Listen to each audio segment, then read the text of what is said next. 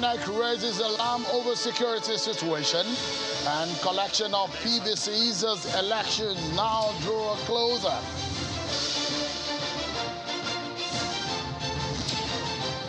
And National Assembly members today were very angry over security situation in the country, from asking for the sack of the National Security Advisor.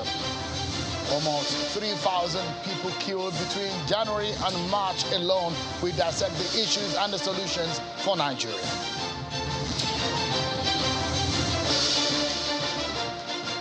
Thank you so much, everyone, for joining in. This is Politics Today, live on Channels Television. You're on to your award-winning television station, Channels Television. Welcome on board, everyone. And let's take you through this one-hour ride for the top stories in politics in Nigeria. Let's begin tonight by telling you that the horse trading, consultations, and internal politicking in the People's Democratic Party is getting more and more intense as the party's presidential primaries draws closer. Aspirants are making overtures and talking with those who matter as the jostle for the party ticket gets more competitive. But the leadership of the party has promised a level playing field to everyone. Take a listen to the national chairman of the People's Democratic Party. It is my prayer that all the aspirants work together, because it is the unity of the party that will give us victory. And it is you, the aspirants, that build the party. We will make sure that, as in the PDP tradition, everything will be done transparently. At the end of the day, ordinary PDP member will determine who will be our presidential candidate. And when they make that pronouncement,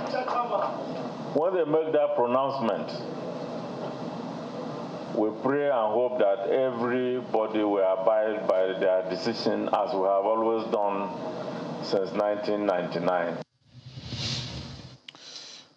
Tonight, two things get our attention. When the electoral umpire says, look, there is trouble, and you need to listen, because there is real trouble. We've seen it happen 2019, 2011, 2015. We've seen when the umpire raised an arm over a matter, the nation needs to sit tight and deal with those issues. Today, INEC is talking about security. They're talking about PVCs uncollected and several other issues they have raised tonight. We trash those issues and get insight on what really is the matter. Plus, tonight on the program, we'll be taking you through a very sad scenarios of almost 3,000 Nigerians that have been killed in 3 months. Yes, you heard me. 3 months between January and March this year alone, and several people abducted. I'm going to be breaking it down for you to see how many people have been killed in the different regions of the country and how many people are abducted. In just 3 days alone, we have details of those who have been abducted and killed in different communities in Benue to Taraba and to some parts of Zamfara State. These are the sad tales that, of security situation in the country. But when the National Assembly members take up this matter, and they were very upset about the situation of the country, some of them are proffering solutions to it. But are those solutions the real solutions? Why has it been so difficult to tame these terrorists, whether by the name of bandits or by the ones called Boko Haram in the northeast? They're killing innocent Nigerians. Why has it been so difficult to stop them? Well, elections are nearing, but we need to also talk about the issues that matter to the average citizen in Nigeria, and that gets our attention tonight. But before I get into all of those nitty-gritty, let's check out some of your top political roundup stories.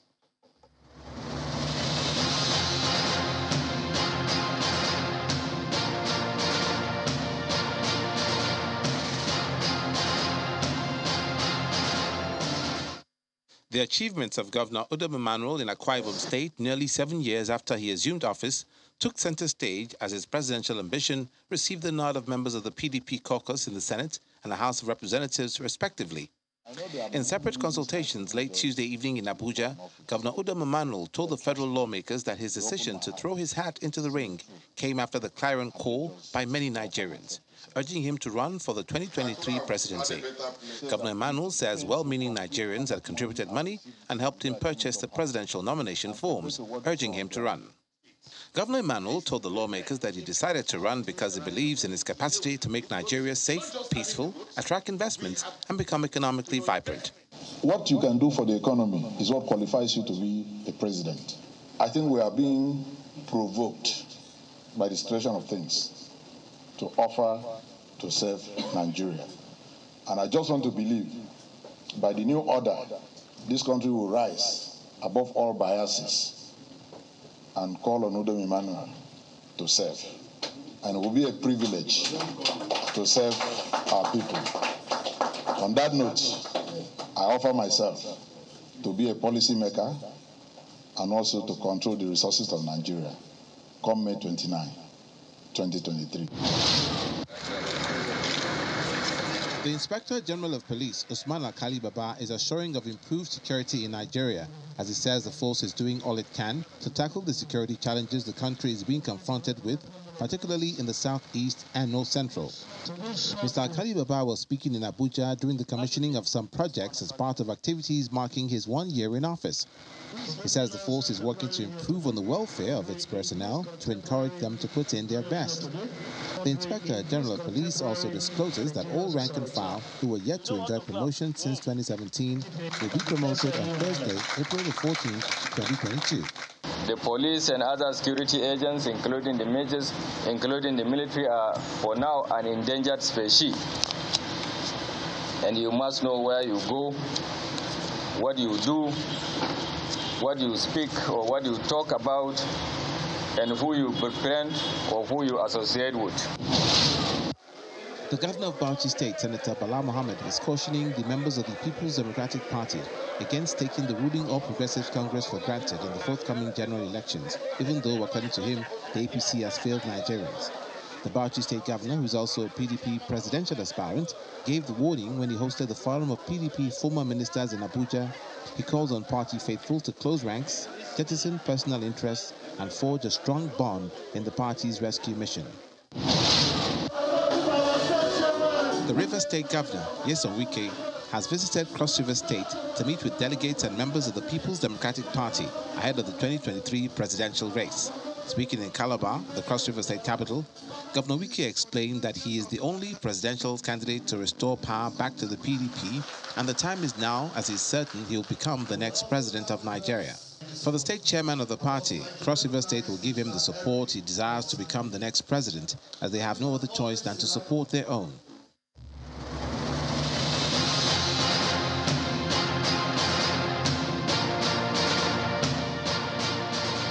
Thank you so much, everyone. Let's begin with the election matter. So there is fire on the mountain. As much as that may be some kind of figure of speech, in a literal sense, there seems to be fire on the mountain, and no one seems to be on the run. But I tell you, there is an outrage in the National Assembly. But before we get into the sad details of that scenario, let's talk about the election where there seems to be some worries too.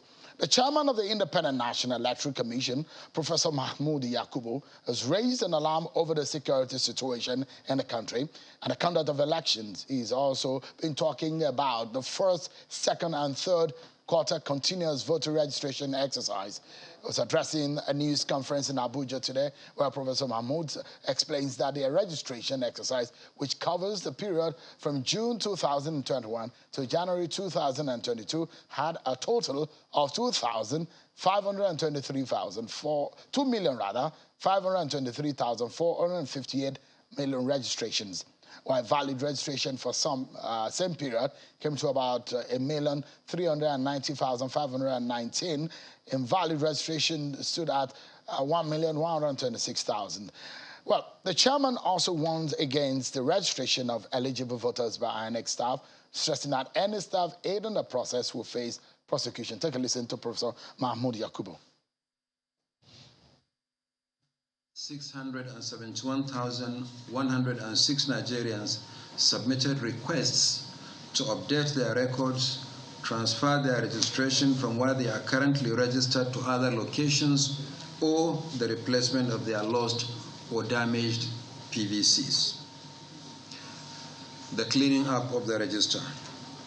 While the number of new registrants is very impressive and demonstrates the eagerness of Nigerians to vote in the forthcoming elections, the Commission has a duty to clean up the register to ensure that only eligible Nigerians are added to the existing register. We are all concerned, like every conscientious Nigerian, about the security situation. The truth is that someone has to secure the environment for INEC to conduct elections. And we have been speaking to the security agencies.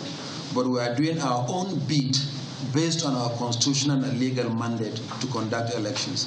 So we'll continue to do our own bit, and we'll continue to liaise with the security agencies to see how the security challenges can be overcome. That's the INEC chairman, Professor Mahmoud Yakubu.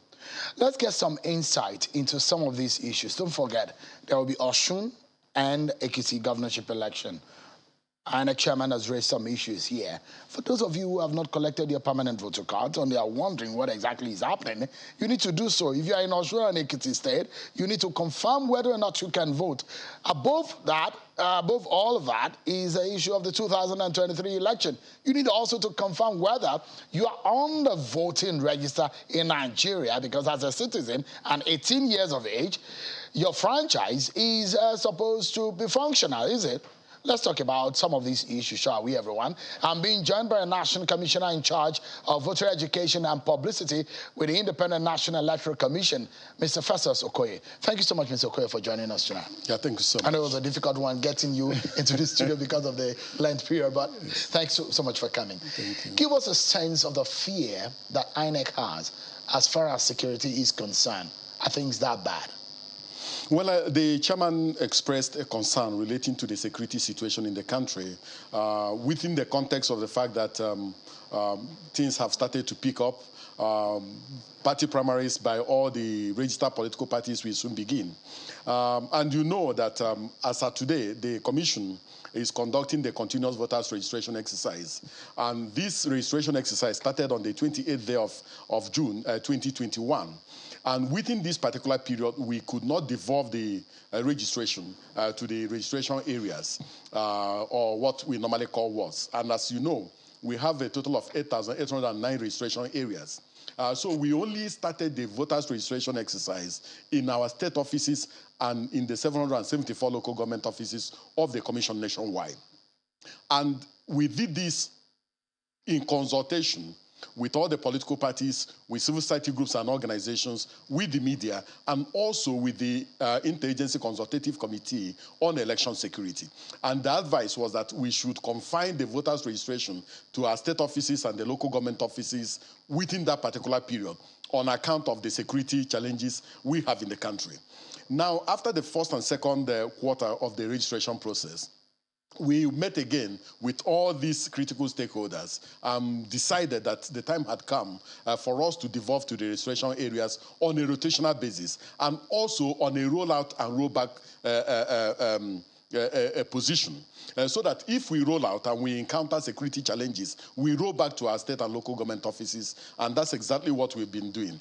There are so many states where we have frontline local governments where the voters' registration is not even taking place, where we have rolled back to our local government offices and our state offices. So as we move towards the 2023 general election, we have the challenge of internally displaced persons in several states of the Federation, and some of these people have to vote. Some of them ran out of their natural habitat. They left their PVCs behind, because when you are running for your life, the last thing you remember is your PVC. So we need to reprint the PVC of some of these people. We need to recreate their registration areas and their polling units within the IDP enclaves. And if they are within the state constituency or the federal constituency or the senatorial district or the district for governorship election, we can still get them to vote. So all these are concerns that the chairman has raised. But we have been in constant consultation and partnership with the various security agencies towards degrading some of these security challenges, and also seeing in what ways and by what means we can get all Nigerians to vote during the election. I like to be practical, and I like to ask questions that matter. Yes. And my question here is, if insecurity as we have it today continues, can INEC conduct election? Well, the Constitution of the Federal Republic of Nigeria mandates us to organize, undertake, and supervise elections. Now, the task of securing the nation, the task of providing security for our staff and for our materials resides with the Nigerian Police Force, which is the major agency charged with the task of election security. Now, the Nigerian Police Force does not act alone. They act in consonance and also in consultation and in partnership with other security agencies to make sure that the nation is secured and secure enough for us to conduct election. We are not sent to the commission to go and lament. We are sent to go and conduct elections. And we are going to prepare and prepare well. And as far as we are concerned, elections will take place. Your job is to conduct election. Yes. Yours is not security. On different occasions, we've had elections postponed because of security reasons. Late General Azazi in London was where he announced that elections were going to be postponed for six weeks in this country because of security situation. Now, we have about 3,000 people that are reported to have been killed in Nigeria between January and March because of insecurity situation. Where, for example, in areas where you cannot guarantee security, and I know that for a fact what the law says about the powers of INEC taking the call on whether or not it can go ahead with the election or not, it's there. You are empowered to be able to determine whether election can go on. And you've said it, although, albeit the fact that you have been very political about it, Mr. Okoye, is a situation that you've had meetings with security heads in this country. But the question is, if this persists, if this trend goes on, can we have an election? The Independent National Electoral Commission has fixed presidential and National Assembly elections for 25th of February 2023. We still have time. We still have sufficient time for the various security agencies to get hold of the security situation in the country and degrade the current security challenges as much as possible. So we are confident that elections will take place in 2023. And you see, if you look at the... If things change. No. If you look at the Constitution of the Federal Republic of Nigeria, if you look at Section 178 and Section 132 of the Constitution, you will see that our elections are constitutionally circumscribed. The Commission must conduct elections within that particular constitutional window. And the consequence of not conducting election within the window prescribed by the Constitution can be very, very grave. The implication is that Nigeria will get into a constitutional crisis or into a constitutional logjam that nobody can predict its outcome. So it is in the enlightened self-interest of everybody, every Nigerian. I'm asking this question, Mr. Okoye, so that those who are in charge of security need to sit up and make sure that our elections are right, so that we don't fall into the constitutional trap that you are raised now, so that we know that we need to fix this insecurity situation. And that's why I'm asking, if the insecurity situation goes on, can you conduct an election? If things don't change, that's the question. Let's be realistic. No, we should be positive. We should be hopeful. I'm positive. We should be very confident. I'm a very patriotic Nigerian. Yes. And each time I sit on this chair, I have a burden on my shoulder as a patriotic Nigerian. And I'm asking the question as a patriotic Nigerian tonight to say, look, if things don't change, can we have an election? It's a reality. If those who are in charge need to do something, what should they be doing right now? Let's be realistic with ourselves. We are all Nigerians. We have the interest of this country at heart, isn't it? Well, at the level of the Interagency Consultative Committee on Election Security, made up of the chairman chairs that particular committee, the National Security Advisor is the co-chair of the committee, and all the heads of all the security agencies in the country are members of that particular committee, including the ICPC, including the AFCC, and including the National Orientation Agency and the NYSC. All of us meet on a quarterly basis, and also even at an emergency level when the situation demands. these situations are being reviewed. At our own level, we also assess the security situation in different parts of the state, using our local government offices, using our state offices, and so on. So we are hopeful and we are confident that the security agencies and the security heads know the enormity of the challenges, know the enormity of the situation. Are you telling them? And also, did you speak to them? No, all of us have been reviewing these things from time to time. Look, don't think that I'm trying to be pushy on you tonight. I'm just trying to be realistic. I'm trying to be a journalist that I am. Yes. And the question is, a lot of Nigerians who are watching right there, those who have their family members kidnapped in Zamfara, Dasku in Zamfara, or those who have their members, families or friends or whatever killed in Benue State are wondering how you can conduct elections in that regard and whether or not you're telling those who matter in the affairs of the security situation the truth. That because INEC has said it, in Rivers you've said it. Which other state did you say? In Kogi? You said that if violence continue, you will not do election. The trajectory and the situation is different in relation to a general election. Rivers is a state-based election. Kogi is a state-based election. We are not talking about a presidential election. We are not talking about a constitutionally circumscribed election. Now, I completely agree with you that so many Nigerians are in distress, especially those whose wards have been kidnapped, those whose family members have been killed, and so on. We must have empathy for this class of Nigerians, and nobody is glossing over it. But the truth of the matter is that as Nigerians, all of us, this thing must be a multi-stakeholder venture in terms of degrading the security situation in the country to make sure that we return to a safe environment, to a safe state where elections can be conducted. Look, for the 2023 election, this particular commission will deploy over 1,500,000 ad hoc staff. And these are sons and daughters of individuals. And nobody will agree to go and put the sons and daughters of individuals who are in the prime of their life in harm's way. So we are taking their situation very, very seriously, and we are impressing it on the security agencies on the need to secure the nation in such a manner that we can deploy effectively, and we can deploy so that no harm will come to any of our ad hoc staff. Let's talk about the issue of the permanent voter cards. I'm not sure if enough education is being done to sensitize people about the need to get their PVC. PVC is a permanent voter card. You don't have a PVC, you cannot vote here in Nigeria. It's your passport to go to the polling unit and vote. You don't have it, you cannot vote. So it's important. How much of education are you giving to Nigerians in this respect? Osun is coming. Ekiti governorship elections also coming closer. All the heads of voter education and publicity in the various states are there in the field, trying to educate the people on the need to register and also on the need for them to collect their permanent voters' cards. The resident electoral commissioners in all the states of the Federation are up and doing. They're engaged in publicity, both on radio and television, and also engaging with the different stakeholders on the need for people to register and also on the need for people to collect their permanent voters' cards.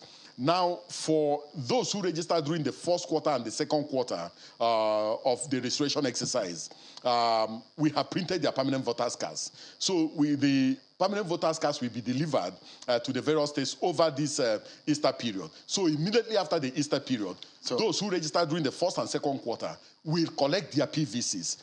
We are not going to distribute the PVCs. If you registered, if you took the pens to register, you should also come and collect your PVC. There cannot be any collection by proxy. Is there a way I can confirm whether my PVC is ready? And how can I do that? You can confirm. You can log on to the INEC platform. The platform can you give us the address? I don't have the address offhand, but I think I have it in one of the documents here. The platform has 7 services. The first service is the pre-registration online service for those who want to pre-register. If you pre-register, you can now go and complete your fingerprint and facial biometrics in our state or local government office.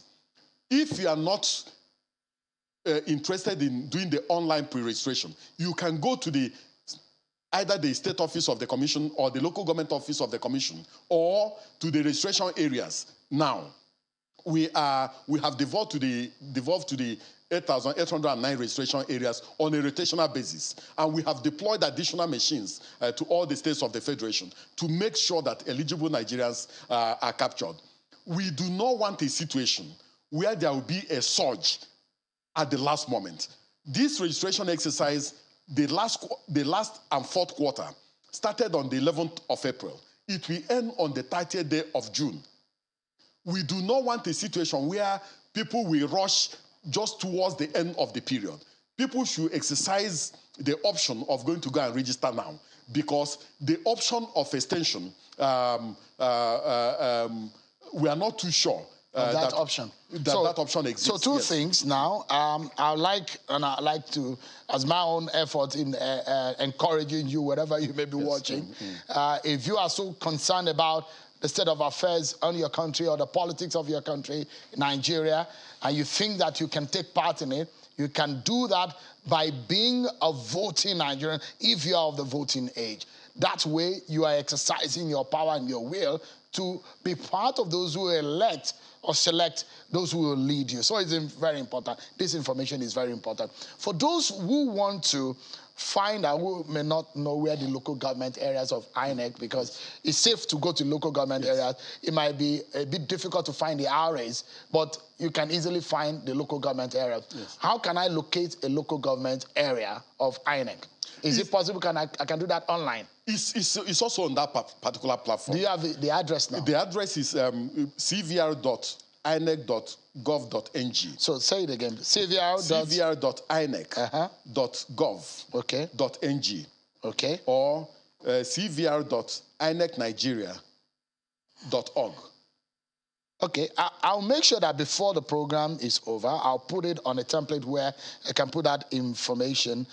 Is cvr.org, cvr.inecnigeria.org or cvr.inec.gov.ng. Right. Exactly. So if you go there, you enter your name, it pops up. It pops up, and then it will show you the 7 services that we have. If there's also a PVC locator, you can locate where your PVC is domiciled, and you can go there and collect it. Okay, so this is very important. I'll ensure that we give you before the end of the program, so we show you this address online, so you can quickly go there and check the status. You can also check where the address of the local government offices of the closest local government area is to you, and get started. Demystify this notion that if you are to register sometime, that your PVC or your status can be outdated or can be you can go out of status. No, the Commission's PVCs do not expire. Great. Secondly, we now use the bimodal voter accreditation system. The information of every registered voter is domiciled in the BVAS. It's not domiciled in the permanent voter's card. So when a voter gets to the polling unit on election day, what the voter does is to present his or her PVC to the presiding officer. And then the presiding officer may use the surname of the registered voter to call up the data from the BVAS. The presiding officer may also use the VIN number on the PVC to also call up the data of the registered voter, or even use the barcode to call up the data of the registered voter. So our PVCs do not expire, and people should just completely ignore the information trending to the effect that the PVCs do expire. Our PVCs do not expire, and our PVCs are valid. So anybody who has registered before does not need to go and register afresh. It is this type of misinformation or disinformation that leads to double or multiple registration, and the Commission does not want people to go the route of multiple and double registration. So our PVCs do not expire. So like there are other cards that if you put beside your telephone, it might deactivate it. Is the PVC that vulnerable? No. So it's either in the sun or in the rain, your PVC is that That, I mean, is not as easily scratched or easily, because a lot of people ask the question whether or not they've been, is the way they've exposed their PVC, that's why they get a problem when they get the accreditation process and all of that. What are the don'ts and the do's for the PVCs? No, people should not misuse their PVCs. If you misuse your PVC, the implication is that the information on your PVC may no longer be legible. And if the information is no longer legible, it becomes a problem, in which case you have to go for a replacement PVC. Because for you to vote, the presiding officer needs to see your VIN number, which is on the PVC. The presiding officer needs to see your surname, which is on the PVC. The presiding officer also needs to see maybe your barcode, which is on the PVC. So, but if you misuse your PVC and it's no longer legible, it becomes a huge problem, in which case you have to apply for a replacement. For Osun and Ekiti election, have you closed PVC registration or voter registration? Yeah, you know, for Osun and Ekiti, they did the first and second quarter CVR. For those who registered during the first and second quarter, their PVCs are ready. And it's among the batch that will be dispatched to the various states after the Easter break. Yes, during this Easter break. And they can collect it after Easter. Now, because the two states have governorship election, we also devolved to the registration areas in the two states. For those who registered in Ekiti during the devolution of the PVC to the various registration areas or wards, their PVCs will be ready within a week. For those who registered in Osun, their PVCs will be ready in the next 2 weeks. And so we are ready. So there's no need to panic. For those who register in Ekiti, we are going to deliver their PVCs to them within the next 1 week. For those in Osun, within the next 2 weeks, they are going to get their PVCs. As far as the preparations for Osun and Ekiti is concerned, everything is ready? We are on top gear. Materials? The non-sensitive materials for Ekiti are already on ground. The trainings are ongoing. All the preparations are ongoing. The two resident electoral commissioners are up to the task, and they have been giving us almost weekly report on their readiness and their preparations. So for the two states, we are getting ready. For the beavers, you've not had a fantastic outing just yet. The technology is not listening to you perfectly as it should. Is everything set now? Are you syncing and synchronizing things? Well, we are going to get the technology to listen to us. For every new initiative, for every new technology you roll out, there are bound to be challenges. What we have done is that we've been doing test run of this particular technology before the 2023 general election. We did the test run in Isoko. It was very, very good. We went to Anambra. There were problems during the Anambra one. During the Anambra 2 in Ihiala, we didn't have challenges. We had challenges in the FCT area council elections, and then we had 6 by-elections in different states of the federation, and we didn't have challenges. We are confident that we are not going to experience any challenges with the beavers in Ekiti and in Osun State. So we are confident in terms of the work we have done on the beavers. So we expect optimal performance of the beavers in those two states. So that's on one hand, and it's also on because one of the complaints about the observers have noticed is how the users of these devices are able to use them. And that's one big question. I can see now that we've got you that portal where you can go to and get registered, or you can confirm. Those two areas are cvr.inecnigeria.org or cvr.inec.gov.ng. Don't be left out. Get registered so that you can be able to vote. Look at it carefully. It's right there on your screen. It's not a fluke. We've confirmed it right there. cvr.inecnigeria.org, cvr.inec.gov.ng. Just 30 seconds before we go, I was asking about the users. One of the problems is that some of them are actually just trying to find their ways around the devices. That's what we found out in FCT and in some other of the by-elections. For this for Ekiti and Osun governorship election, we are giving all the presiding officers and assistant presiding officers additional training. We have also trained additional registration area technical assistants. And we are also going to make sure that most of our officers, especially at the local government level, know how to use the PVCs and also know how to troubleshoot the PVCs. So we are getting ready. We have identified the challenges. We identified some of the weaknesses in our previous acting, and we have learned valuable lessons, and we are going to make sure that we get things right in Ekiti and in Osun. I wish you the very best, Mr. Okoye. Know that you have an ally in us right here at Channels Television, because we are concerned about how things are done, and we want them to be done properly. And we work with you to give people voter education as much as they need to carry out their civic responsibility. Thank you so much. We really appreciate that. Thank you so much.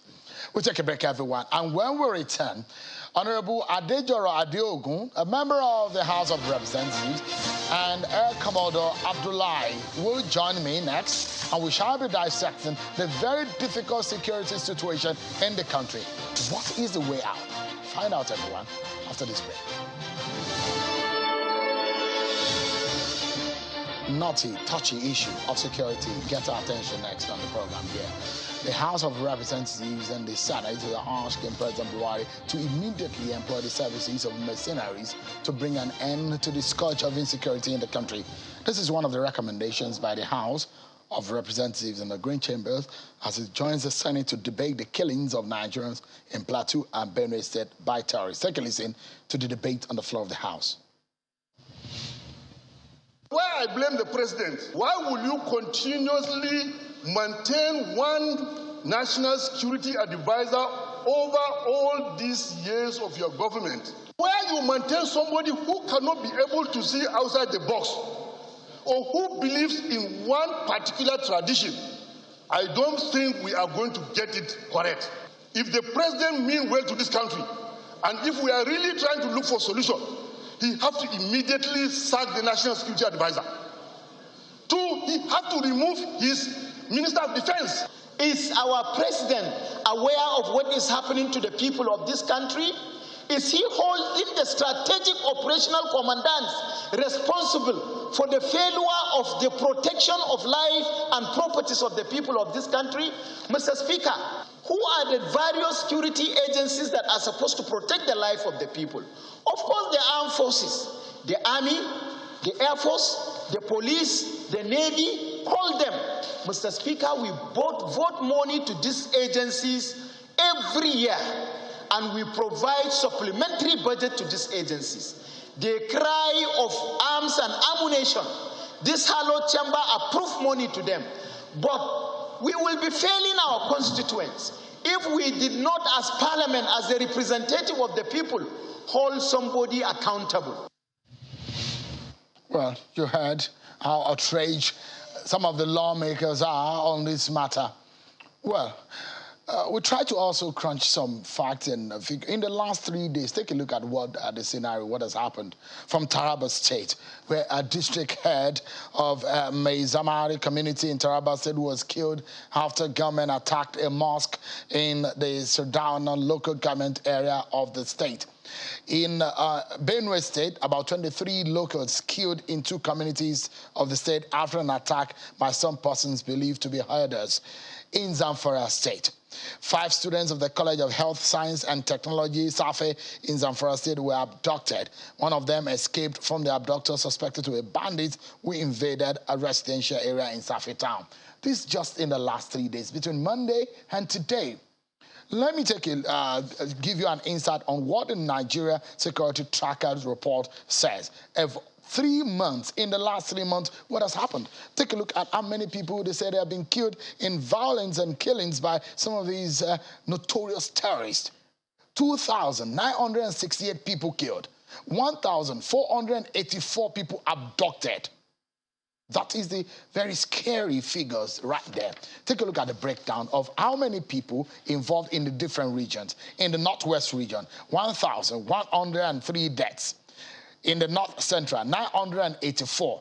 In the northeast, 488. Southeast, 181. Southwest, 127. South, 85 people killed in violent killings and all of that. So the northwest region and the north central region have become a hotbed of these killings in the last 3 months. So all in all, 2,968 people killed, 1,484 people abducted just in 3 months. Let's get a sense of how we got here and how we can get out. I'm being joined by Honorable Adejora Adeogun, who joins us virtually from Lagos, a member of the House of Representatives. And also here in our studio here in Abuja is Air Commodore Darlington Abdullahi. Thank you so much for joining us tonight. My great pleasure. Thank you. I don't know if Honorable Adeogun can hear me, but because you and your colleagues have done some pretty much deep work on how we got here, what the problems are. And some of your colleagues are already calling for the head on the sack of some heads of the security agencies. From your own standpoint, Honorable, what is going on? Good evening, and thanks for having me on your program. Now to the question, what is going on? You've described what is going on. We're having situations of inability of the security agencies to actually provide security for Nigerians, whereas the primary responsibility of government is to provide security. We're failing as a nation to do what we should do, primarily provide the security for our citizens. That is the problem. That is the situation. So, that is in a philosophical tone, to describe what is happening. But in the practical, and I know you're a practical person in terms of security, you've had this experience, and that's why I'd like you to give us empirically what the problems really are. For example, is it a failure of leadership in terms of leading the security agents or the agencies, or is it a lack of manpower or the equipment necessary, or is it a lack of money to prosecute this war against these terrorists that are disturbing our nation? What exactly is going on? I think the problem is multidimensional. We need to look at it from the long-term perspective and then the short-term problems. For a very long time, we didn't train our security men to prepare for days like this. We didn't train the police to perform their functions. And then when trouble started, the military, has to deal with insurgency in the northeast, has to deal with banditry, and then now the military is performing police duties. So the police has been relegated to a state in which they just basically do nothing other than to clap for the police. That is where our problem is starting from, that we didn't prepare for today. We're not training our policemen. We're not even training the military adequately like they should do. I saw a video recently showing military men, in an ongoing operation, and I didn't feel good with what I saw, because if military men in the battlefront are being told how to duck from bullets and all that, it shows that they didn't have proper training. So the problem, we haven't gotten the foundation right. We haven't trained our men well, and then we're not providing for them the resources for which to do battle. We're not providing them with technology to aid them. And when you have to deal with terrorism, technology is vital. Technology is at the root of everything that you need to use for counterterrorism. So we don't have the right tools. We don't have we haven't trained the men, and then we do not have the number, because the military having to deal with the northeast, the issues in the northwest, north central, and then even being used for police duties in the south, the military is overstretched. Now, unfortunately, let me come to the Abuja studio. Unfortunately, we're in a state of war. If people of this number are being killed, I'm not certain how many people are being killed in Ukraine with a Russian invasion. And it's obvious that these terrorists are waging war on our people. Now, it's a difficult situation to starting from the beginning in a situation of war, but we need to start from somewhere. You are practically been on the field. How did we get here? Because Honorable has described that it's a multidimensional problem. But for you, what's perhaps the biggest problem in all of this? Thank you very much. I think the biggest problem, like you said, is the fact that, one, we are not prioritizing security as a major issue that we need to address very seriously. We also do not understand the concept of security from what I've heard, even from the National Assembly. The discourse we listened to a while ago, they obviously seem to heap all the blames on the armed forces and see other security agencies. It's well beyond that. I'll give you a typical example. Now, we have lost control of our youths because the criminal elements do not lack the youth to recruit into their various groups. There is an endless supply of youth. That's why no matter how many you kill, they are ever, they have enough recruits, new recruits to take on. So what have we done wrong at that level? We have, like I keep saying, even at the primary and secondary school levels, we have students or these children becoming members of cult groups now. Previously we used to talk about university level, cult at the university level, and so, but it's gone down to primary school level. We have a situation now in which secondary school students, not only have girlfriends, but they are killing the same girlfriends for money rituals, to make money. They are more focused on money than academic excellence, to attain in essence, there is a moral decadence. Yes, the moral decadence, the family values and so on, they are at the lowest at this point in time. So if we do not shield these children, we do not come up with programs that can change the mindset of these children, shield them away from the criminal elements, then the inflow of the children into these criminal groups will continue. Because look at the kidnapping. They are more interested in making quick money than learning in their various schools. So all of these add up to greater problems at the higher level. Now, talking about the issues with the security services, and we all know, we have said it over and over, like the Honorable just said, issues of manpower is one, equipment, but most importantly, technology. You cannot be operating blindly and think that you will succeed. Even if you line up, like I keep saying, line up the entire armed forces in particular areas, maybe along the railroads and so on, that wouldn't stop the maybe the attacks taking place because when you put them there, of course, you open other flanks. We are not being sophisticated with our approach. We need to be sophisticated. But we're spending a lot of money. Do you imagine that the money is not sufficient to get the right technology, or is not being judiciously used? What do you think is the gap? Well, the issue is at least we have, even at the National Assembly that we just listened to, they have people that supervise some of these things. Oversight. Oversight, Let them look at the way some of these monies are spent, Because if you allocate money for certain services or operations, check and see how some of these things are. But when we think that, as a layman, you are the expert here. When we got those Tucano aircraft, we were very joyous and thought that, oh, these guys are in trouble. We're going to clear them out. And as Governor El-Rufai said, go there and clear them out. How difficult is it to clear them out? Before that, you need to have very good surveillance systems. Surveillance systems that, look, these guys move around in motorcycle, long convoys of several kilometers. Several kilometers of this. We need surveillance systems that can see all of this.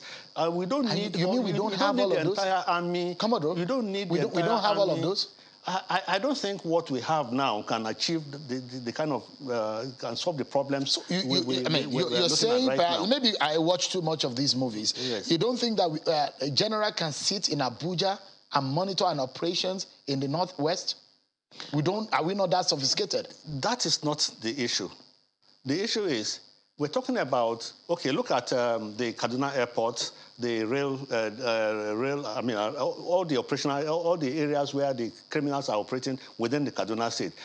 One very good surveillance system can cover all of those. That is maybe about 50-kilometer radius system with armed drones and so on. So a few security men seated somewhere can effectively control all of this. But so when you talk about monitor what is going on, that is a different thing. There are operational plans that will enable you to sit down and know what is going on. But the way these criminal elements operate in our country, it makes it difficult.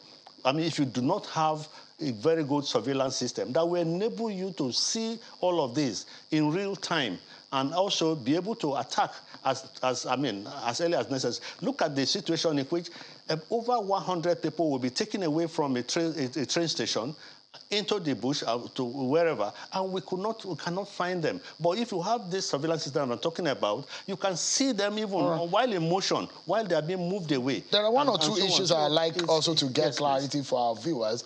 Let me allow Honorable Adeogun to come back into the conversation. Some of your colleagues are talking about mercenaries.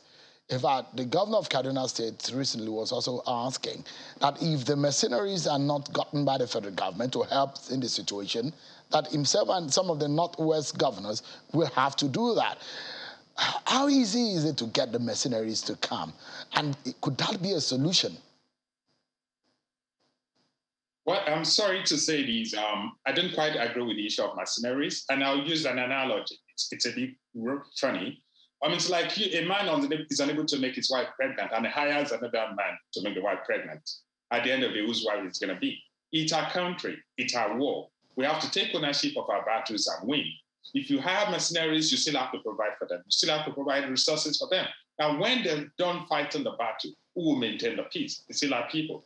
So I think at this stage, it's not about mercenaries. It's about providing for our troops, training them and equipping them to be able to do battle and win. Even the moral victory itself will strengthen them and improve the morale of the forces, and then they'll be able to combat such crises, in a better way. So, again, is it necessary to call for the sack of the NSA or the Minister of Defense? Would that be a solution too? I don't think that's a solution, because you have to look at the underlying issues. I'm going to give the NSA as an example. Does the law establishing the national security agencies give the NSA power to do some of the things we expect that office to do? No. The office is not as strong as we perceive it is. We tend to equate the NSA in Nigeria with the NSA in the US. They're different entities. They have different levels of power. They have different levels of involvement. And so I think that's one area of legislation that we need to strengthen, because I think it leaves a lot of gaps and it makes coordination pretty difficult. Commodore, let me ask you, same question. Do we need the mercenaries? I don't think we need them at this point in time. All we need to do is equip the armed forces, equip these various security agencies with the necessary tools they need to perform the job. Apart from the fact that, apart from the technology we're talking about, we need to beef up the manpower. And there's a ready source of manpower. That is the reserve force. I mean, we have a lot of retired personnel that are ready to serve. Very ready to serve. To establish or activate, even our laws are provided for all of this. Let us activate the the military reserve force and let them support the armed forces. For instance, in some of the operational areas in the Northeast, after the armed forces have cleared certain areas, you find out that as they move on, I mean, they keep leaving a few of them behind to hold some of those places. And at the end of the day, they spread out so thinly that they won't be able to perform. And then the enemy, the terrorists have an upper hand. So you don't also... So we need this, maybe they need to activate the National Reserve, Military Reserve Force, so that this way we now support the military operation. What about those who are asking for the sack of the NSA or the Minister of Defense? That is not the issue. That's not the problem. So you agree with the Honorable? I agree with him. Let us provide them the necessary tools, the but technology. Is there enough everything. Coordination amidst the security agencies? I think we have better coordination right now than we've had previously. The conflict between the service chiefs and so on that we witnessed previously, that's not what we're seeing right now. They are always working together and they're collaborating more to achieve because we need to close now. Yeah. I'd like a 30 seconds final thought from both of you. First, and on this question, quickly, please.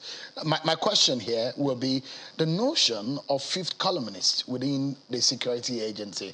Is it a major problem, and how can it be solved? Just 30 seconds.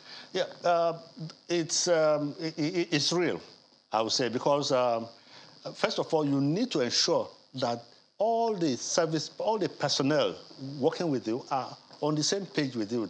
You need to service them properly. I mean, all the requirements, things they need to operate effectively. The moment you cannot provide them with their welfare needs, the equipment and everything, the training required, of course, you start having some of them against you. Honorable, your final thought in 30 seconds.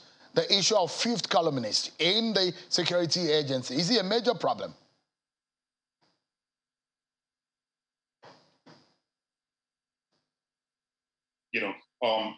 The members of the armed forces or security agencies actually passing information back. I mean, you had a recent case of people being, arrested or around Kaduna or the Kaduna-Abuja Expressway that had about 60 million naira that, that's supposed to be for ransom. How did they get it? So they definitely have, they have fifth columnists within the security forces. Honorable Adejora Adeogun, a member of the House of Representatives, Vice Chairman of the Intelligence Committee. Thank you so much indeed for talking to us tonight. And a retired military officer, Air Commodore Darlington Abdullahi. Thank you so much for your time tonight. I appreciate it. Thank you so much. Thank you. We're not in a state of war, but we are fighting the war against these terrorists. And I'm certain as a Nigerian that we have the resilience as a people to win the battle. Thank you so much, everyone, for watching. I'm Sean Okimale. Bye for now.